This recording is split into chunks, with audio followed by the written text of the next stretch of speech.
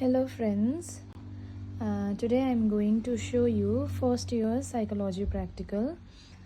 This is my detail. I am from Sikkim and my study center is at Gangtok, Sikkim University. This is my detail. Here, this would be your first page. If you are new to my channel, you can just go through other practicals also in detail. तो ये मेरा जो detail है मैंने यहाँ पे enclose किया हुआ है. इसके बाद आई जस्ट टेल यू आपको ये कवर को कैसे क्या करना होगा. जैसे इग्नू यूनिवर्सिटी का ये और ब्लू वाइट एंड ब्लैक जो इसका थीम है, कलर थीम है, उसको माइंड में रख के मैंने ये ब्लू कलर का पेपर यूज़ किया है अंदर में. उसके बाद ये प्रैक्टिकल का आउटर पेपर जो आपको स्टेशनरी शॉप में इजीली मिल जाता है. जो हम पहले जो क्लास 6, 7, 8 में जो साइंस का प्रैक्टिकल का फ़ाइल बनाते हैं वैसे सेम प्रैक्टिकल फ़ाइल है ये. इसमें बहुत आसान होता है. ऐसा करने से आपका पूरा 5 प्रैक्टिकल्स एक ही साथ में ऐसे आ जाएगा जो आपको ये लेस से बाइंड करके आपको सबमिट करना पड़ेगा. तो इसमें कुछ भी फियर नहीं होगा. आपको पंचिंग करके ऐसे होल बना सकते हो आप, और जैसे पंचिंग करके होल रहेगा तो इक्वली आपका प्रैक्टिकल पेपर के साइज़ में आ जाएगा. तो आपको ये इस तरह से करना होगा.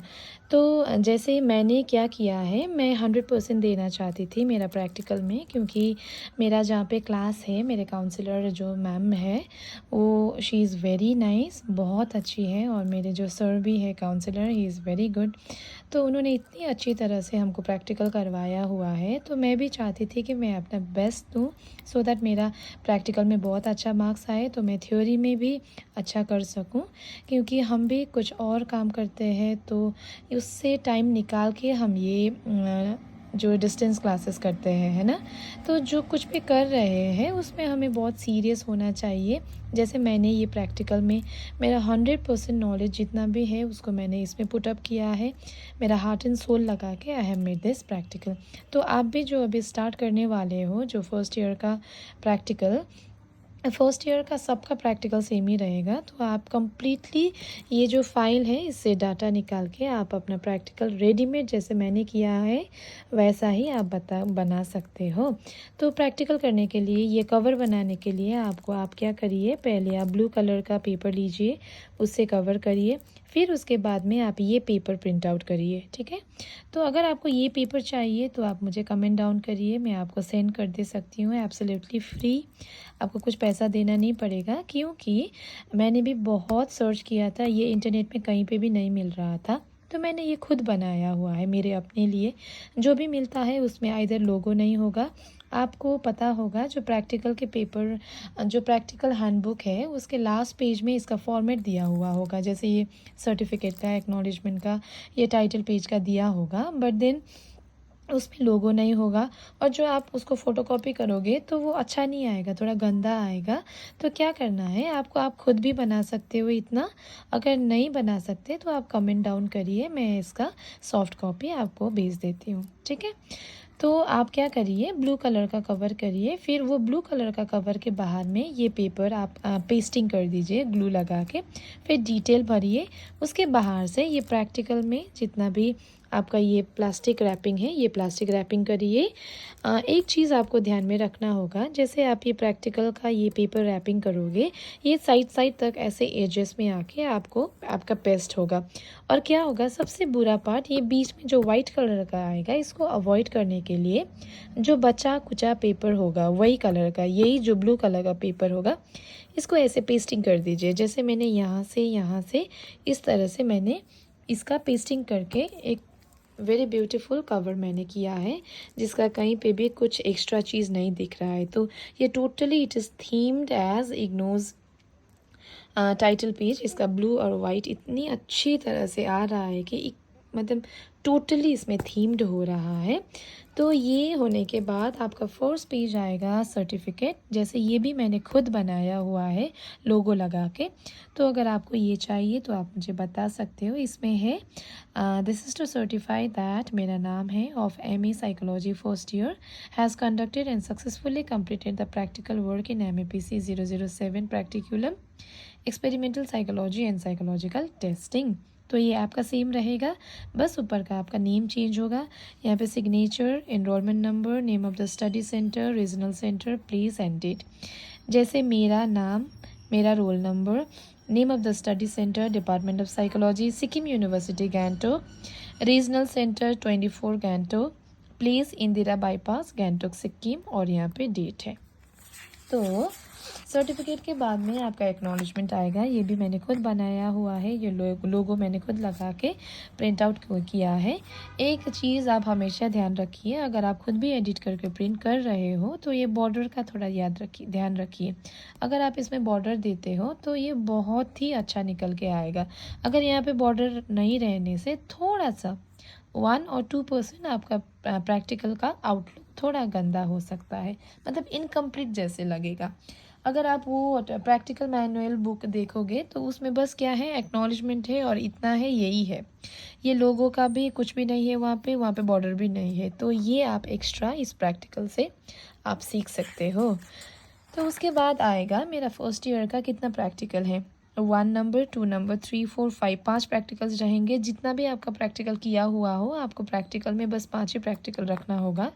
मतलब कई सेंटर में टीचर्स ज़्यादा भी करवाते हैं फॉर आवर अंडरस्टैंडिंग, हमारा नॉलेज बढ़ाने के लिए, पर आपको प्रैक्टिकल फाइल में बस 5 ही रखना होगा। तो हमारे सेंटर में फर्स्ट प्रैक्टिकल किया हुआ था 16 पीएफ। तो 16 पीएफ प्रैक्टिकल में जो 16 पर्सनालिटी फैक्टर्स हम पढ़ते हैं, जो कौन से फैक्टर की वजह से मतलब सब्जेक्ट कैसा उसका पर्सनालिटी है, ये सब हम इसमें पढ़ते हैं। आपको पता होगा 157 क्वेश्चंस का जो मैनुअल करवाया है आपका क्लास में, वो वाला यहाँ पे आएगा, जो पेज नंबर 1 से 19 तक है मेरा। और number 2 is span of attention, जो आपको एक जो इंस्ट्रूमेंट है उसमें आपका पेपर डाल के उसका टाइम ड्यूरेशन आपने नोट डाउन किया है, वो स्पैन ऑफ अटेंशन है।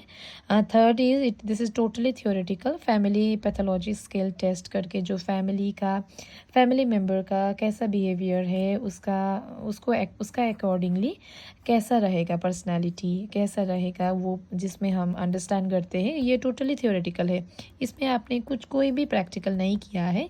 वो शायद आपके टीचर ने अच्छे से पढ़ाया होगा, उसके बाद आपको मैनुअल दिया होगा, मैनुअल का डिटेल दिया होगा, स्कोरिंग सब बताया हुआ होगा। वो यहाँ पे फैमिली का जो ज़्यादा बात जिस भी प्रैक्टिकल में था, वो फैमिली पैथोलॉजी है। और नेक्स्ट इज़ भाटिया तो आपको पता होगा, जिसमें 10 प्रैक्टिकल्स किया जाता है, जैसे 10 गेम्स जैसे हम खेलते हैं, पजल वाला, पास अलोंग, ये रिवर्स साइकोलॉजी का जो क्वेश्चंस रहता है, ये पिक्चर्स पजल का, ये सब आपका ये है वाटिया। तो last one is test of social behaviour, Vineland social maturity skill. तो इसमें क्या है, ये विनलैंड मैच्योरिटी स्किल में मान लीजिए कि आप कोई बच्चा 8 साल का है, ठीक है। तो 8 साल का बच्चा आपका जो क्वेश्चन फिलअप करके लास्ट में आपका आंसर आएगा, उसका वहाँ पे 8 आएगा कि उससे ज़्यादा या कम आएगा। अगर 8 ही आपका सोशल एज आएगा, उसका मतलब है उसका क्रोनोलॉजिकल एज एंड उसका क्या रहेगा, सोशल एज इज सेम, मतलब 100%। अगर वो 8 साल का है और आपका आंसर 11 इयर्स का आ रहा है, उसका मतलब वो 2 इयर्स मैच्योर है अपने जनरल एज, आपका जो क्रोनोलॉजिकल एज है उसके कंपैरिजन में वो 2 इयर्स ओल्डर है, ओके। अगर वो 8 साल का है और उसका सोशल एज 6 इयर्स आ रहा है, इसका मतलब वो 2 साल क्या है, यंग है, उसका मैच्योरिटी, उसका सोशल एज 2 साल कम है। तो इस तरह से आपका 5 प्रैक्टिकल का यहाँ पे आपको प्रैक्टिकुलम कंटेंट रखना होगा। मैंने ये रखा है। फिर उसके बाद मैंने दिया है कि मैं कौन सा प्रैक्टिकल फोर्स में रख रही हूँ, जैसे पर्सनालिटी टेस्टिंग 16 पीएफ का, जैसे ये कंटेंट में भी मैंने दिखाया हुआ था। नंबर 1 में पर्सनालिटी टेस्टिंग 16 पीएफ है, वही प्रैक्टिकल मैंने फर्स्ट में रखा हुआ है पर्सनालिटी टेस्टिंग का। फिर उसके बाद में मैंने टेबल ऑफ कंटेंट रखा है, ये सारे टेस्ट के लिए सेम रहेंगे। फर्स्ट में मेरा एम है, फिर बेसिक कॉन्सेप्ट में आएंगे डेफिनेशन, थियोरीज जितने भी है, एडवांटेज, डिसएडवांटेज, यूजेस, है ना, ये सब जितने भी इंफॉर्मेशन आप दे सकते हो बेसिक कॉन्सेप्ट में डालना पड़ेगा। फिर रिव्यू ऑफ लिटरेचर, अब 5 रिव्यूज़ एटलीस्ट करने होंगे, उसका समराइजेशन लिखना होगा, आपका रिसर्चर का नाम लिखना होगा, ईयर ऑफ पब्लिश्ड, किस ईयर में वो आर्टिकल पब्लिश हुआ था और कौन से टॉपिक में स्टडी किया हुआ, ये 3 चीज़ लिख के फिर उसके बाद जितना भी समरी निकाल सकते हो आप पढ़ के उसको लिखना होगा at least 5। Please note down at least 5, okay. अगर आप यही प्रैक्टिकल पूरा फॉलो करोगे तो आपको कुछ भी बाहर से देखना नहीं पड़ेगा, एवरीथिंग इज़ हियर ओनली। आपको पॉज करना है, बैक करना है, फॉरवर्ड करना है, वीडियो सेव कर लेना है, इस तरह से आप चेक कर सकते हो। फिर मेथोडोलॉजी में आपका प्रिलिमिनरी डिटेल मतलब आप किस पे टेस्टिंग कर रहे हो उसका डिटेल, मटेरियल रिक्वायर, कौन कौन सा मटेरियल चाहिए, जैसे ये 16 PF में हमें मैनुअल चाहिए है ना, आंसर शीट चाहिए, स्कोरिंग के लिए हमें फॉर्म चाहिए, और हमें स्टेंसिल चाहिए, 2 स्टेंसिल A and B, और पेंसिल इरेजर शार्पनर चाहिए, रिज़ल्ट निकालने के लिए पेपर्स चाहिए, वो सब लिखना पड़ेगा। अरेंजमेंट ऑफ मटेरियल, आप कैसे अरेंज करते हो, उसको कैसे रखते हो, फिर इंस्ट्रक्शन क्या देते हो, पहले क्या करना है, क्या क्या बताओगे, रिपोर्ट फॉर्मेशन, आप क्या बोल के उसको कंफर्टेबल करोगे लैब में, प्रोसीड्योर, जब टेस्टिंग हो जाएगा, रिपोर्ट आएगा, आई मीन रिज़ल्ट आएगा, उसके बाद क्या प्रोसीड्योर रहेगा, फिर इंट्रोस्पेक्टिव रिपोर्ट का मतलब आपका जो सब्जेक्ट है जिसको भी आप टेस्ट करने के लिए लेके आए हो उनको कैसा लगा, उसको लिख के देना होगा आपको, जो आपका प्रैक्टिकल फाइल रहेगा उसी में वो लिख देंगे, मैं आपको बताऊंगी कि कैसे होता है। फिर एडमिनिस्ट्रेटर ऑब्जर्वेशन में आपको लिखना होगा कि आपको उन पे प्रैक्टिकल करके कैसा लगा, ठीक है। फिर रिज़ल्ट होगा, रिज़ल्ट में आपका जो भी फाइंडिंग होगा, जो भी नंबर्स आएंगे उसको डायरेक्टली लिखना है टेबल में। फिर इंटरप्रिटेशन एंड डिस्कशन होगा, इसमें आप लिखोगे कि इसका मतलब क्या है, ठीक है। रिज़ल्ट जो भी आएगा उसका मतलब क्या हुआ, मतलब अभी इतना टेस्टिंग किया हुआ है तो वो क्या बताना चाह रहा है, इतना टेस्ट करके क्या हुआ, ये लिखेंगे। फिर कंक्लूजन होगा, कंक्लूजन में आपका प्रैक्टिकल का कंक्लूजन होगा और आपका खुद का भी कंक्लूजन आपको वहीं पे मेंशन करना पड़ेगा, आपको कैसा लगा और क्या कहना चाहोगे ये प्रैक्टिकल के बारे में, ये बोलना पड़ेगा। फिर रेफरेंस में आपको आपने कहीं जहाँ से भी आपका इन्फॉर्मेशन निकाला हुआ है उसका आपको यहाँ पे डिटेल देना होगा। तो एक चीज़ आपको क्या ध्यान में रखना चाहिए, जैसे ये वाला पेज है उसके बाद में आप नंबर देना शुरू कर दीजिए, जैसे मैंने यहाँ पे 1 दिया है, पेज नंबर 1, पेज नंबर 2, फिर पेज नंबर 3 से मेरा शुरू होगा। तो अगर आपको ये सब टेबल ऑफ कंटेंट और ये सब आगे का जो इसका PDF चाहिए तो आप मैसेज कर सकते हो मुझे। तो हमारा सबसे पहले जो पर्सनालिटी टेस्टिंग 16 PF का, यहाँ से हमारा प्रैक्टिकल स्टार्ट होता है। आप जूम भी कर सकते हो, आप पॉज करके चेक भी कर सकते हो, स्क्रीनशॉट भी ले सकते हो। मैं धीरे धीरे करके एक एक प्रैक्टिकल का आपको डिटेल बताती हूँ। तो जैसे मैंने टेबल ऑफ कंटेंट रखा था उसके फर्स्ट में मेरा एम था, तो मैंने लिखा है to access the personality of the subject using 16 PF। So मैंने यहाँ पे कोई सब्जेक्ट का नाम नहीं लिखा है, कुछ भी नहीं लिखा है, मैंने एक जनरल क्या लिखा है, to access means to understand the personality of the subject. मेरा जो भी सब्जेक्ट है उसका पर्सनैलिटी मुझे अंडरस्टैंड करना है, किसके थ्रू, यूजिंग 16 PF। जो 16 पर्सनैलिटी फैक्टर हैं वो टेस्ट को यूज़ करके मुझे उसका पर्सनैलिटी अंडरस्टैंड करना है।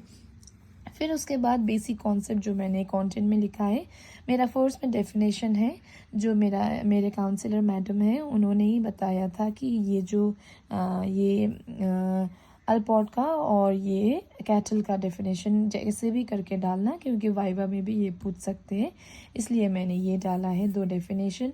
और हिस्टोरिकल बैकग्राउंड ऑफ 16 PF, आप इसको आराम से जूम करके आप लिख सकते हो, पॉज करके भी आप लिख सकते हो।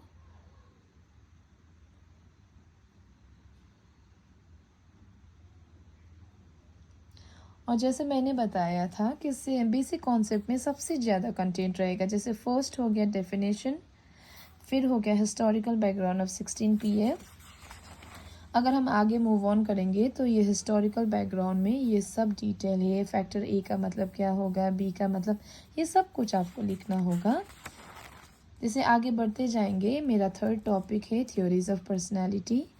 जैसे मैंने साइको एनालिटिकल थ्योरी रखा है, उसका जितने भी टाइप्स रहते हैं ये मैंने लिखा हुआ है। फिर उसके बाद मेरा second theory is the humanistic approach to psychology, ये भी आपको मेंशन करना पड़ेगा।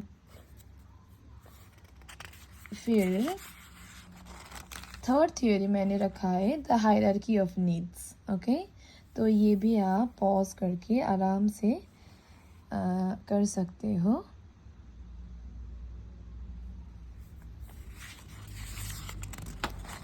फिर उसके बाद मेरा आया है एल्पर्ट का ट्रेट थ्योरी, मैंने मेंशन किया है। इसका तीन जो 3 टाइप्स के ट्रेट्स होते हैं वो मैंने यहाँ पे मेंशन किया हुआ है।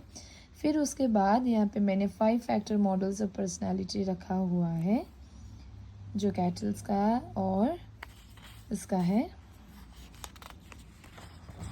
और फिर उसके बाद आया मेरा सोशल कॉग्निटिव थ्योरी, मैंने यहाँ पे मेंशन किया हुआ है।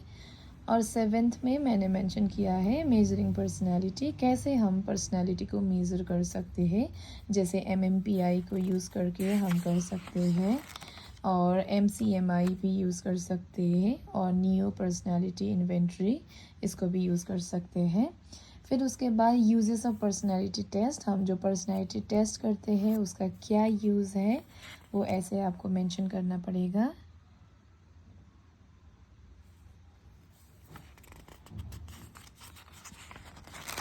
फिर आपका आएगा रिव्यू ऑफ लिटरेचर। तो मैंने पहले ही बताया हुआ है कि आपको एटलीस्ट 5 रिव्यूज़ करने होंगे।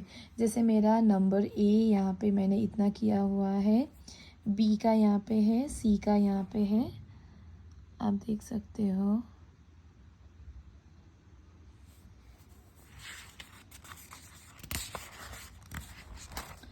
और यहाँ पे D और E का यहाँ पे, जैसे मैंने 5 लिटरेचर रिव्यूज़ किए हुए हैं।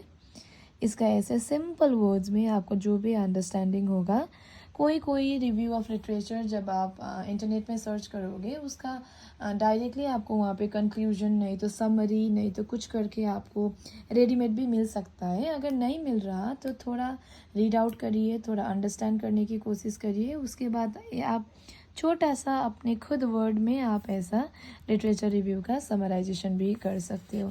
इसमें सबसे इम्पॉर्टेंट लिटरेचर रिव्यू में आपको क्या याद रखना होगा कि किसने किया है और कौन से साल में किया है और उसका टॉपिक क्या था, उस टाइम में उसने क्या टॉपिक में किया हुआ है, ये आपको पता करना पड़ेगा। जैसे James V Spotts and Franklin C Shontz 2009, ये 2009 में ये जो ऑथर है उन्होंने ये लिटरेचर रिव्यू किया है। दे कंडक्टेड अ एनटाइटल्ड, उसका क्या टाइटल था, ड्रग्स एंड पर्सनैलिटी, जो ड्रग्स लेते हैं उसका पर्सनैलिटी में क्या फैक्टर रहेगा, ये उसने रिसर्च किया है। तो जो ऑथर है, जो रिसर्चर है, उसका नाम लिखिए, ईयर कंपलसरी है, और उसका टाइटल क्या था, मतलब कौन से टॉपिक में उसने रिसर्च किया है और उसका फाइंडिंग्स जो आया है यहाँ पे आपको ऐसे लिटरेचर रिव्यू में मेंशन करना पड़ेगा। फिर उसके बाद में मेथोडोलॉजी, जो मैंने पहले से बताया हुआ है कि मेथोडोलॉजी में आपको पहले क्या मेथड्स यूज़ करोगे वो लिखना है। जैसे the 16 PF inventory is a paper pencil test, इसमें आपको पेपर और पेंसिल चाहिए होगा। That consist of 187 multiple choice item, जो आपका क्वेश्चनर होगा वहाँ पे 187 क्वेश्चंस होंगे। The one participant has to select one option, एक ऑप्शन भी आंसर कर सकता है। देयर इज़ नो राइट और wrong answer to the statement. ये सबसे बड़ी बात है साइकोलॉजी में कि आप जितने भी बड़े साइकोलॉजिस्ट बन जाओ, आप कभी नहीं बोल सकते कि ये राइट है ये रॉन्ग है। जो भी आंसर्स आएगा, जो भी आएगा, वो सब करेक्ट ही माना जाएगा, क्योंकि उसका जो बिहेवियर, उसका जो पर्सनालिटी है, बहुत सारे फैक्टर्स होते हैं जिसकी वजह से वो ऐसा आंसर दे रहा होगा। जो भी आंसर दे, तो आपका ये राइट नहीं है कि आप बता नहीं सकते कि आप रॉन्ग हो, आपका ये आंसर रॉन्ग है। जो भी आंसर है वो सही है। जैसे आप मानिए कि आज के दिन में आप कोई प्रॉब्लम से नहीं तो आपका कोई एक्शन से आप अभी रिग्रेट कर रहे हो। Okay, just imagine that you are regretting for some of your past actions. शायद आपका पार्टनर का चूजिंग में हो, नहीं तो फैमिली मेम्बर में डिस्प्यूट हो रहा हो, आप कुछ बोल रहे हो और आपके फैमिली मेम्बर कुछ बोल रहे हैं, है ना। तो आप ये सोचिए, आपको लग रहा कि आपके फैमिली मेम्बर नहीं तो पार्टनर्स वो गलत है और उनको लग रहा कि आप गलत हो, इसीलिए आपके बीच में डिस्प्यूट चल रहा है। तो हम कभी नहीं बोल सकते कि आप भी गलत हो और हम ये भी नहीं बोल सकते कि आपके फैमिली गलत है, क्योंकि आप जो सिनारियो, आपका जो बिहेवियर है, आप अभी जो सिचुएशन से गुजर रहे हो उसके अकॉर्डिंगली आप सही ही कर रहे हो। आपके लिए वही 100% एक्यूरेट है, इसीलिए आप वही बात में अटके हुए हो, है ना। मतलब आप सोच रहे हो कि आप जो बता रहे हो वही सही है, पर ये ज़रूरी नहीं कि आपके फैमिली मेम्बर नहीं तो पार्टनर्स इसको समझे, है ना। तो आप भी गलत नहीं हो, वो भी गलत नहीं है, पर आपका सिचुएशन डिफरेंट है, टाइमिंग डिफरेंट है, तो हम किसी को ब्लेम नहीं कर सकते। So this is written, there is no right और wrong answer to the statement. On an average, it takes 35 to 50 minutes to complete it. जो इजीली क्वेश्चन को अंडरस्टैंड कर पाते हैं वो 35 मिनट्स में भी फिनिश कर देंगे क्वेश्चन आर फीलिंग। जिसका थोड़ा स्लो अंडरस्टैंडिंग है, जो टाइम लगाते हैं समझने में, जो कंक्रीट थिंकिंग वाले हैं, जो एक बात पे बहुत ज़्यादा सोच के आंसर देते हैं, उसको थोड़ा ज़्यादा भी लग सकता है। तो इसीलिए वी राइट 35 to 50 मिनट्स। सो उसके बाद प्रिलिमिनरीज आएगा। प्रिलिमिनरीज में मैंने यहाँ पे नाम मेंशन किया है, जो मेरे फ्रेंड है उनका मैंने नाम लिखा हुआ है। फिर अरेंजमेंट ऑफ मटेरियल में यही सब आएगा, क्या क्या चाहिए आपको for the conduction of total procedure. हमें टोटल प्रोसीड्योर ये वाला करने के लिए we need to have questionnaire, form A 16 PF, stencil, test profile sheet, manual for interpretation and stationeries like pencil, paper, pen, eraser, ruler etcetera. Okay, तो instruction में आपको क्या करना है, कैसे आप स्टार्ट करोगे, ये लिखोगे आप यहाँ पे। फिर जैसे हम आगे बढ़ते हैं, जैसे मैंने अपना क्वेश्चन आर दिया था मेरे सब्जेक्ट को, उन्होंने वहाँ से क्वेश्चन रीड आउट करके यहाँ पे जैसे आंसर लिखा हुआ है। जैसे नंबर 1 का उन्होंने ए आंसर को सेलेक्ट किया है, बी का भी ए, नंबर 3 का बी किया है, नंबर 4 का बी किया है, नंबर 5 का सी किया है, नंबर 6 का बी, नंबर 7 का सी, ऐसे करके उनको पूरा इसको फिलअप करना होगा। तो इसके बाद आपको स्टेंसिल के मदद से उसको वो जितने भी स्कोर्स रहेंगे, हमारा 2 स्टेंसिल्स रहेगा, जो स्टेंसिल रख के जो आपने प्रैक्टिकल क्लास में किया है, वो स्टेंसिल रख के जो उसका हम नंबर्स निकालते हैं ऐड करके, उसको हमें ऐसा लिखना पड़ेगा। जैसे फॉर्म जो फर्स्ट का ACFHLNQ1 एंड Q3 का जितना भी स्कोर्स रहेगा उसको यहाँ पे लिखना है। फिर BEGIMO Q2 Q4 का यहाँ पे मेंशन करिए। फिर ये दोनों का टोटल लिखिए। फिर उसके बाद में आपको जो इंटरप्रिटेशन का टेबल को रेफर करके टोटल स्कोर, रॉ स्कोर 11 आने से, फैक्टर ए में टोटल स्कोर 11 आने से उसका स्टैंड स्कोर होगा 6, है ना। तो ऐसे कन्वर्ट करके आपको लिखना होगा। दिस इज़ वेरी इजी, आप वहाँ से देख सकते हो। फिर according to this factor you will have to plot here. जैसे यहाँ पे मेरा 6 है तो मैं 6 में राउंड करूँगी, फिर 3 है तो 3 में राउंड करूँगी, फिर 5 है तो 5 में। तो इस तरह से आपको प्लॉटिंग करना रहेगा। मेरा थोड़ा मिस्टेक हो गया था तो मैंने यहाँ पे फिर रिकरेक्शन कर लिया है, करेक्शन पेन लगा के मैंने रेक्टिफाई किया हुआ है। ये मिडिल लाइन का मतलब है एवरेज, आपका पर्सनालिटी एवरेज होगा, नाइदर ये होगा नाइदर ये होगा। तो जिसका ये एवरेज लाइन से बाहर आएगा उसका आपका अंडरस्टैंड करने के लिए ये साइड देखना पड़ेगा। जैसे ये जो मेरा 3 आया है, इसका मतलब है ये जो भी सब्जेक्ट है वो लेस इंटेलिजेंट है।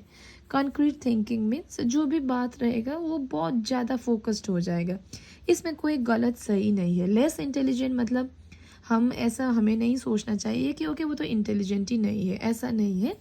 लेस इंटेलिजेंट मतलब उसका कंक्रीट थिंकिंग है, कुछ भी अगर उसको दो वो इतना सीरियसली सोचने बैठ जाता है तो उसको क्या होगा कि एक ही चीज़ में वो बहुत ऑक्यूपाइड रहेगा।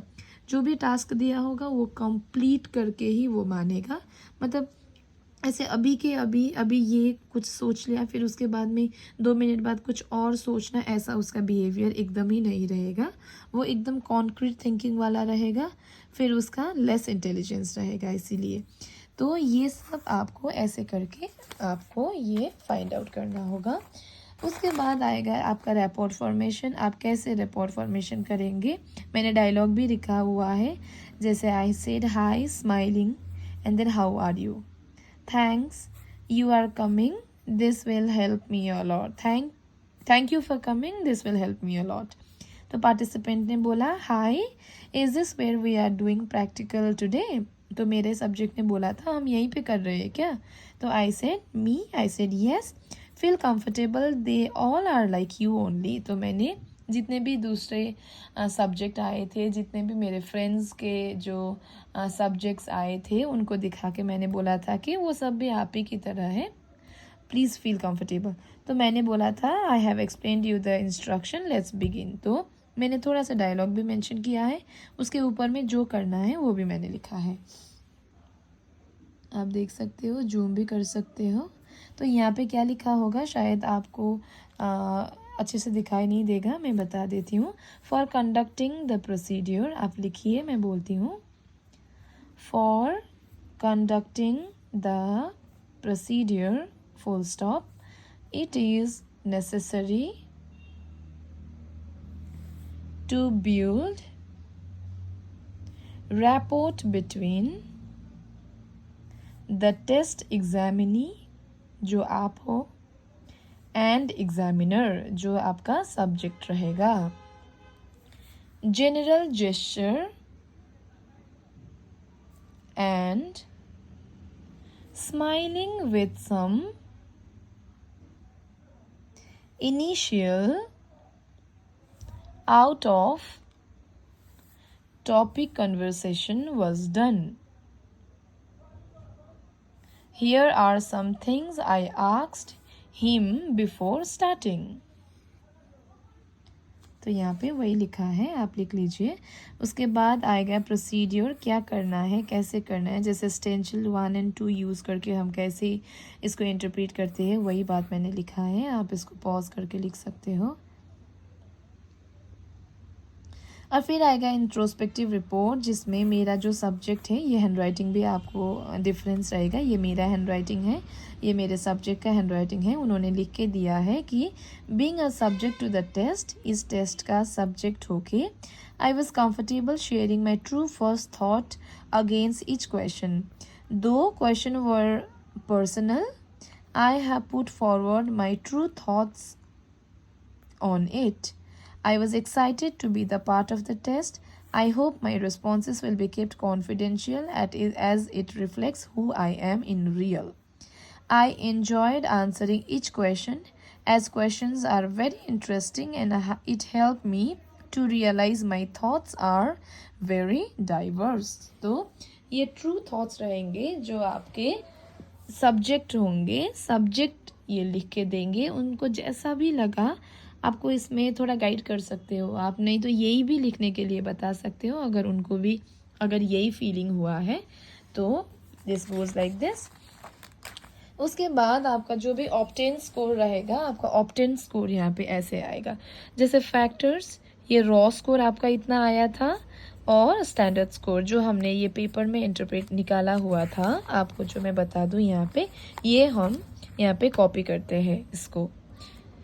उसके बाद आएगा एडमिनिस्ट्रेटर ऑब्जर्वेशन, जो मेरा ऑब्जर्वेशन है, मैंने लिखा है as an examiner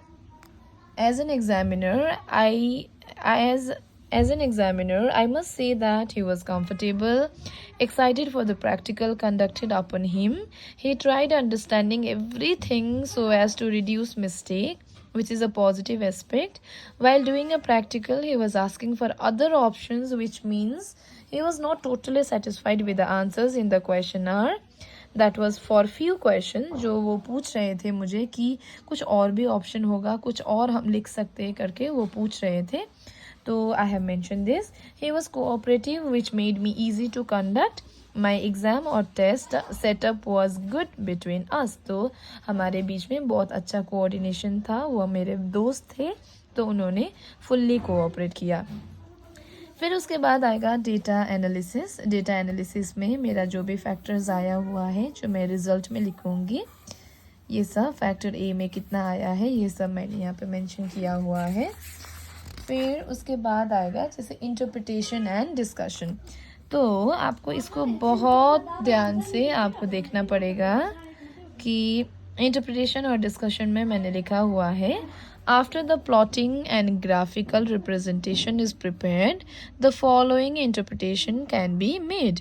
number 1 factor A करके FA लिखा है। Factor A, subject is average in factor A, not too reserved, detached, critical, cool, not too outgoing, warm-hearted, easygoing और participative। तो इसका मतलब है जैसे मेरे सब्जेक्ट का फैक्टर ए का स्कोर उसका एवरेज में आया है, तो उसका क्या होगा, he is not too reserve, बहुत ज़्यादा रिजर्व भी नहीं, ज़्यादा आउटगोइंग भी नहीं, है ना। तो ये आपको इस तरह से आपको एक्सप्लेन करके देना होगा। आप ये रीड आउट कर सकते हैं दूसरे भी।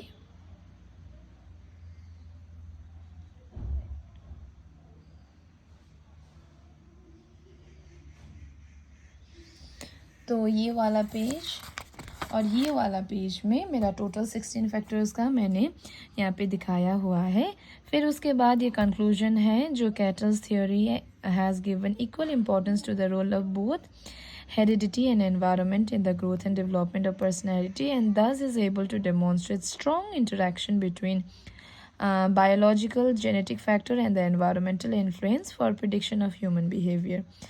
The theory is consisted for not making full use of the factor analysis approach to yield higher order factors for identifying fundamental categories or dimension of personality. तो मैंने सब कंक्लूड करके यहाँ पे दिया हुआ है कि ये कैटल्स का थ्योरी करके व्हाट डिड आई अंडरस्टैंड, इसका ओवरऑल क्या ऑब्जर्वेशन और स्कोप क्या है।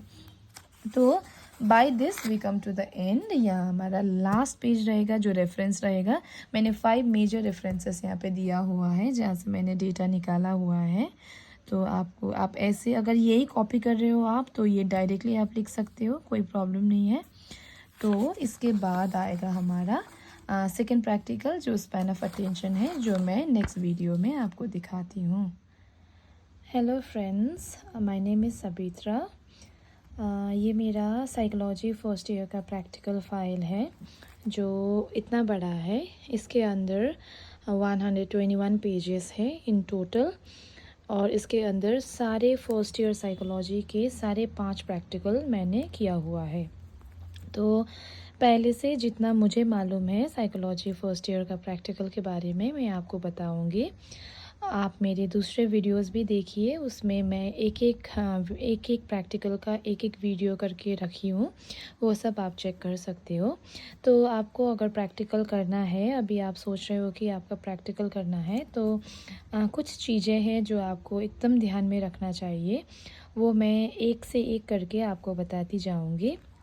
तो आपके सब से बाहर आपका ये रहेगा कि आपको यही डिटेल बनाना होगा। आपको ये अगर चाहिए बाहर का ये कवर पेज, क्योंकि ये मैंने खुद बनाया है, आपको ये इंटरनेट में नहीं मिलेगा, मिलने पर भी इतना क्लियरली नहीं मिलेगा। ये फॉर्मेट आप वहाँ से देख पाओगे पर ये डायरेक्टली आप निकाल नहीं पाओगे, ये रेडीमेड नहीं है। ये मैंने खुद अपने लिए मैंने खुद से बनाया है, क्योंकि मैं चाहती थी कि मैं बेस्ट करूं प्रैक्टिकल में, सो दैट मुझे मेरा अच्छा मार्क आए और मैं थ्योरी में भी अच्छा करने से मेरा ओवरऑल अच्छा रहेगा रिज़ल्ट। ये मेरा प्रॉस्पेक्ट था, तो मैंने अपना 100% दिया है। मैं अभी आपको डिटेल में बताती हूँ कि इसमें मैंने क्या क्या किया है।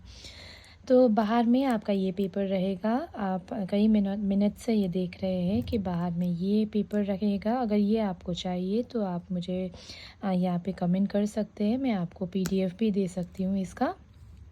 और ये सबसे बाहर का कवर पेज मैंने ब्लू में क्यों रखा है, क्योंकि ये इग्नू का थीम है, ये blue, white and black colour. So ये 3 कलर होने से मैंने भी सोचा कि मैं भी ब्लू और ये बाहर का ट्रांसपेरेंट पेपर लगाने, प्लास्टिक लगाने से ये थोड़ा थीम्ड हो जाएगा, क्योंकि मैंने इसमें कोई भी एक भी कसर नहीं छोड़ा है इसको 100% देने के लिए।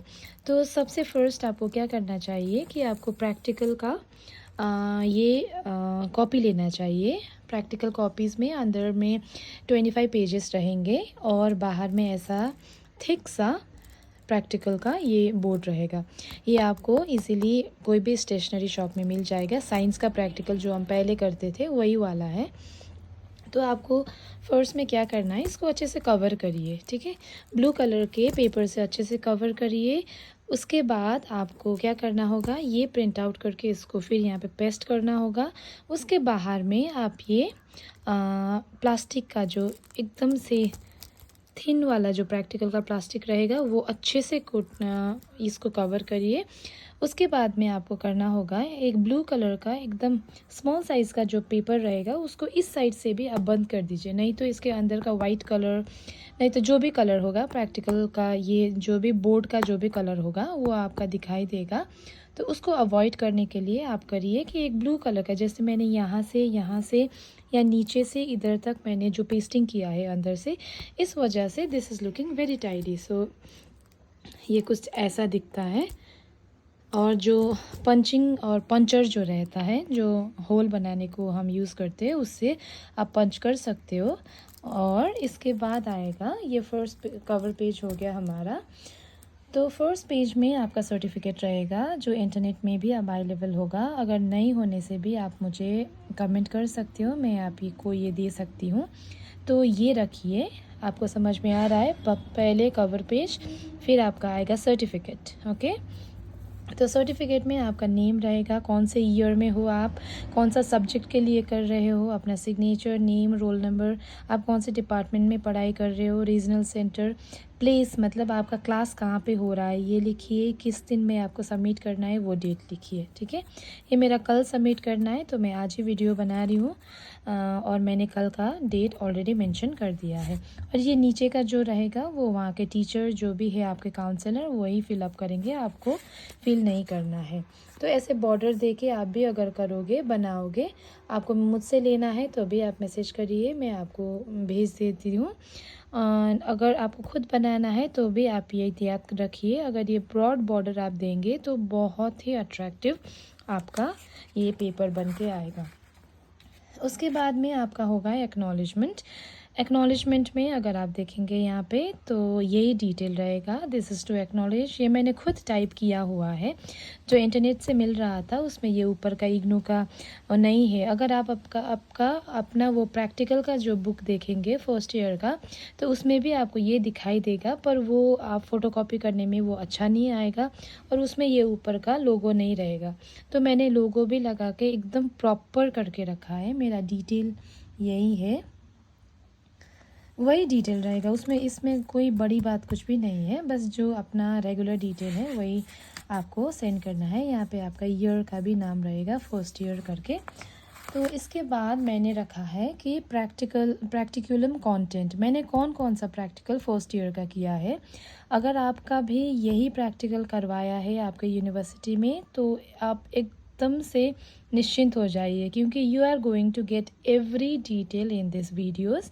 अगर ये नहीं तो दूसरा करके आप देख सकते हो, सब A to Z I am going to show you here, okay. आप पॉज करिए, फिर चेक करिए, फिर पॉज करिए, फिर चेक करिए, it is up to you, घबराने की कोई बात नहीं।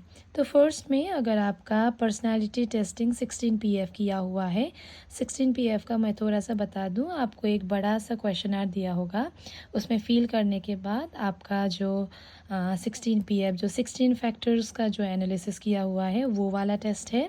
स्पैन ऑफ अटेंशन जो आपको पेपर डाल के जो प्रैक्टिकल करते हैं हम, कितना सेकेंड्स में आप बता पाते हो, वो वाला टेस्ट है ये। और फैमिली पैथोलॉजी ये टोटली थ्योरेटिकल है, इसमें फैमिली का कितना इन्फ्लुएंस रहता है, अगर फैमिली का इन्फ्लुएंस रहने से कैसा होता है पर्सनालिटी बिहेवियर, ये पता करते हैं इसमें। ये इंटेलिजेंस टेस्टिंग बाय भाटिया का तो आपको पता ही है, जिसमें 10 प्रैक्टिकल्स जैसे गेम हम खेलते हैं पजल वाला, ये सब इसमें आता है, intelligent testing Bhatia's battery. And the number 5 is test of social behaviour, जो विनलैंड में हम मैच्योरिटी स्केल चेक करते हैं। फॉर एग्ज़ाम्पल अगर एक बच्चा जो भी अगर 8 साल का हो, क्रोनोलॉजिकल एज उसका बायोलॉजिकल एज 8 साल का हो, तो हम ये पता करने की कोशिश करते हैं इसमें कि वो सच में सोशल एज भी उसका 8 साल ही होगा या ज़्यादा या कम होगा। जो साइकोलॉजिकल और सोशल एज हम जो बोलते हैं, SA हम फैक्टर्स निकालते हैं, वो कितना है, वो भी 8 ही साल है या उससे ज़्यादा या कम है, और उसका क्यों हो सकता है उसका भी हम फैक्टर निकालते हैं। अगर आपका भी सेंटर में यही सब 5 प्रैक्टिकल्स किया हुआ है तो आप निश्चिंत रहिए, इसके आगे I am going to show you everything about how you can do this. Okay, तो इसके बाद मैंने किया है प्रैक्टिकल 1 पर्सनालिटी टेस्टिंग, जो यहाँ पे मेरा नंबर 1 में है, पेज नंबर 1 to 19 वो मैंने यहाँ पे किया हुआ है। आप पेज नंबर डालना मत भूलिए, जैसे आप यहाँ से लिख रहे हो आप डायरेक्टली लिख सकते हैं, यहाँ से कोई प्रॉब्लम नहीं है। You can copy from here, क्योंकि ये मैंने खुद अपना रॉ डाटा डाल के किया है। जो लिटरेचर रिव्यू है बस वो, और थ्योरी और डेफिनेशन जो है वही मैंने जो बुक्स और जर्नल्स से निकाला है। उसके अलावा everything I have made on my self only. तो आप क्या करिए, दूसरी बात, जैसे आपको क्या ध्यान में रखना होगा कि जैसे ये कंटेंट पेज आप क्रॉस करेंगे, यहाँ से ही आप नंबर 1 डालना शुरू कर दीजिए। मैंने ऊपर में नंबर लिखा है क्योंकि मेरा प्रैक्टिकल पेज का नंबर भी ऊपर में ही है, इसीलिए मैंने ऊपर में नंबर दिया है। आपको जहाँ पे देना है दीजिए, पर नंबर डालना अभी से शुरू कर दीजिए। और पहले ये पर्सनैलिटी टेस्टिंग का मैंने ये रखा हुआ है, और इसके बाद में मेरा टेबल ऑफ कंटेंट मैंने ये पर्सनालिटी टेस्टिंग का रखा है। जैसे मेरा फोर्स में एम लिखा है मैंने, बेसिक कॉन्सेप्ट, जो बेसिक कॉन्सेप्ट में थियोरीज आएंगे, डेफिनेशन आएंगे, उसका फैक्टर्स आएगा, कैरेक्टरिस्टिक्स आएगा, एडवांटेज डिसएडवांटेज, जितने भी नोट्स रहेंगे वो सब बेसिक कॉन्सेप्ट में होंगे। मेरा एक्सपीरियंस जितना है, मेरे एक्सपीरियंस और मेरा प्रैक्टिकल के अनुसार आप जब देखोगे तो आपको रियलाइज़ होगा कि सबसे बेसिक ज़्यादा कंटेंट हमारा बेसिक कॉन्सेप्ट में होना चाहिए। जितना भी आपको अवेलेबल होगा, जैसे ये टॉपिक देख के, जैसे पर्सनालिटी टेस्टिंग, आप एक टॉपिक देख के आपको क्या क्या आ सकता है, पर्सनालिटी के बारे में हम लगा सकते हैं, कितने पर्सनालिटीज़ होते हैं, कैसे personality, why, what, advantage, disadvantage, definition, ये सब आपको मेंशन करना पड़ेगा। उसके बाद में रिव्यू ऑफ लिटरेचर आएंगे, इसमें एटलीस्ट आपको 5 रिव्यूज़ करने होंगे, जैसे मेरे गाइड ने, मेरे काउंसलर ने मुझे बताया है। तो आपको कोई भी 5 रिव्यू ऑफ लिटरेचर करना होगा, इसमें डालना होगा। फिर उसके बाद में आएगा मेथोडोलॉजी करके एक चैप्टर आएगा, उसमें आपका प्रिलिमिनरी डिटेल डालना पड़ेगा। जैसे प्रिलिमिनरी डिटेल मतलब आप किसके ऊपर टेस्टिंग कर रहे हैं, वो जो भी बंदा रहेगा उसका पूरा डिटेल रखना पड़ेगा, उसको हम प्रिलिमिनरी डिटेल कहते हैं। फिर मटेरियल्स रिक्वायर्ड मतलब आपको क्या क्या मटेरियल वो टेस्ट के लिए चाहिए होगा। फिर आएगा अरेंजमेंट ऑफ मटेरियल, आप वो मटेरियल को कैसे अरेंज करेंगे टेस्ट शुरू करने से पहले। फिर इंस्ट्रक्शन आप क्या क्या दोगे। फिर रैपोर्ट फॉर्मेशन मीन्स आप अपने सब्जेक्ट को, जिसके ऊपर भी आप टेस्ट कर रहे हो, उसको कैसे कंफर्ट करोगे। मतलब कोई पहली बार आपके लैब में अंदर आया हुआ है तो उसको थोड़ा एंग्जाइटी होगा, थोड़ा नर्वस भी होगा कि कैसे करना है, क्योंकि ज़रूरी नहीं कि वो साइकोलॉजी का ही होगा, है ना। किसी भी भाई बहन दोस्त अपने जो पार्टनर्स रहेंगे उनको ही आप लेके जाओगे, वो तो पक्की बात है। तो आपको उनको जब लेके जाओगे घर से तो आप उसको सब बोल के लेके जाओगे, पर जब लैब के अंदर घुसने पर उसको भी थोड़ा नर्वसनेस होगा ना। तो ये आपको कैसे आपको उनके साथ रैपोर्ट फॉर्मेशन करोगे, इसका डिटेल लिखना पड़ेगा। फिर प्रोसीड्योर क्या रहेगा, उसके बाद में स्कोरिंग कैसा रहेगा, मतलब कितना क्वेश्चन के लिए कितना मार्क्स होगा, क्या रहेगा, ये सब इसमें डालना पड़ेगा। फिर इंट्रोस्पेक्टिव रिपोर्ट में आप करोगे कि वो जो भी आपका कर रहा है, जो भी आपका सब्जेक्ट है, उसको कैसा लगा। मतलब प्रैक्टिकल करने के लिए आया वो, आपने रिपोर्ट फॉर्मेशन किया, पर उसको कैसा लगा वो प्रैक्टिकल का क्वेश्चन में, अगर उसको कुछ इश्यू लगा हो, कुछ भी लगा हो, इसमें उसको लिख के देना पड़ेगा आपको। आपके प्रैक्टिकल फाइल में वो लिख के देगा आपको।